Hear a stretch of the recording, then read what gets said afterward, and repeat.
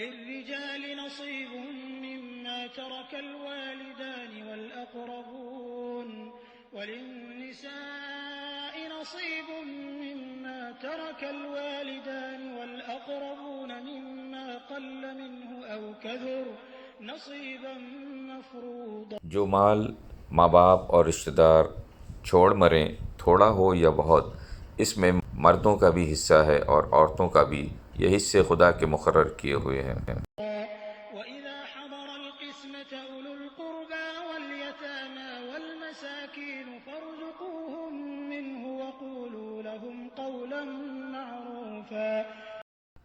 اور جب میراث کی تقسیم کے وقت غیر وارث رشتہ دار اور یتیم اور محتاج آ جائیں تو ان کو بھی اس میں سے کچھ دے دیا کرو اور شیریں کلامی سے پیش آیا کرو۔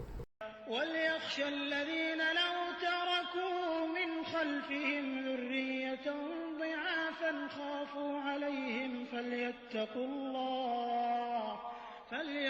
اللَّهَ وَلْيَقُولُوا قَوْلًا سَدِيدًا۔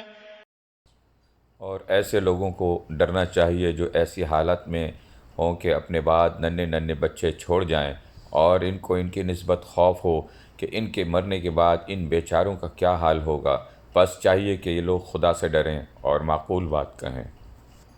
إن الذين يأكلون أموال اليتامى ظلما إنما يأكلون في بطونهم نارا وسيصلون سعيرا۔ لوگ یتیموں کا مال ناجائز طور پر کھاتے ہیں، وہ اپنے پیٹ میں آگ بھرتے ہیں اور دوزخ میں ڈالے جائیں گے۔